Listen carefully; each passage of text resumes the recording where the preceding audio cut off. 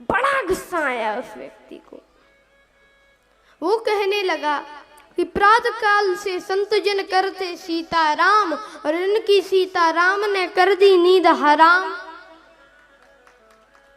सो ही नहीं पा रहे हम इनके सीताराम की वजह से।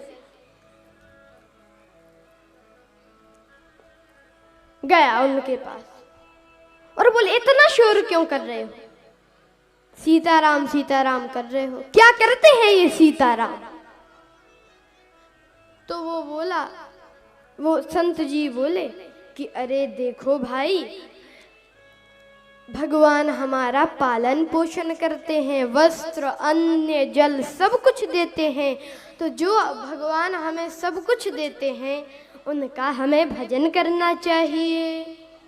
सबकी व्यवस्था करते हैं खाने पीने की, किसी को भूखा नहीं सोने देते भगवान।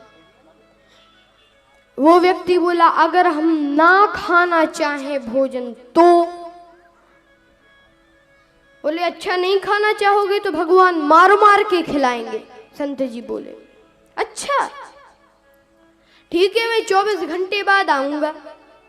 अगर भगवान ने मार मार के खिलाया तो मैं तुम्हारा चेला बन जाऊंगा, और नहीं खिलाया तो तुम्हारा ये सीताराम बंद कराऊंगा।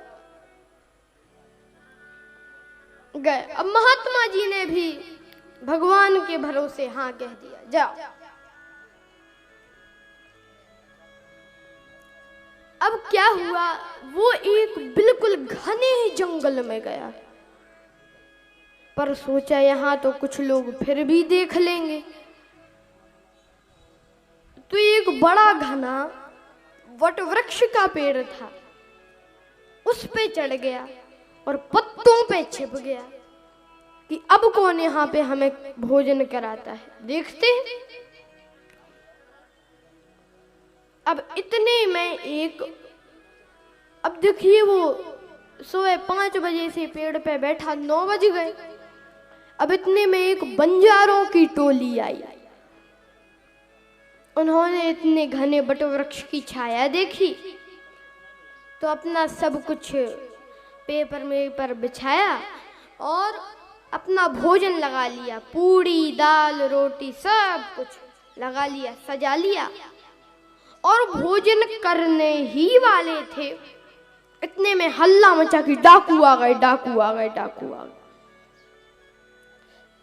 अब उन सब ने जो खा पाया तो खा पाया, अपनी जान बचाकर भागे। अब सबसे आगे डाकुओं का सरदार, पीछे उनके साथी। अब इस आदमी की सांस फूली, सोचा महात्मा की बात कुछ ठीक लग रही है, पर हमें यहाँ पे देखेगा कौन। अब एक ने कहा सरदार से कि देखिए सरदार, हम लोग इतनी देर से भूखे हैं और कोई अभी अभी भोजन सजा के रख गया है। डाकुओं का सरदार बोला खबरदार, कोई भोजन मत करना, कोई भी मत करना। ऐसा भी तो हो सकता है कि किसी को हमारे आने का पता चल गया हो और उसने इस भोजन में जहर मिला दिया हो, हम खाएं और मर जाएं।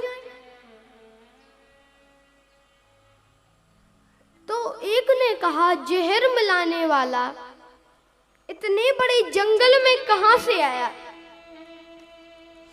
तब डाकुओं के सरदार ने कहा ढूंढो, यहीं कहीं होगा, छिपा होगा।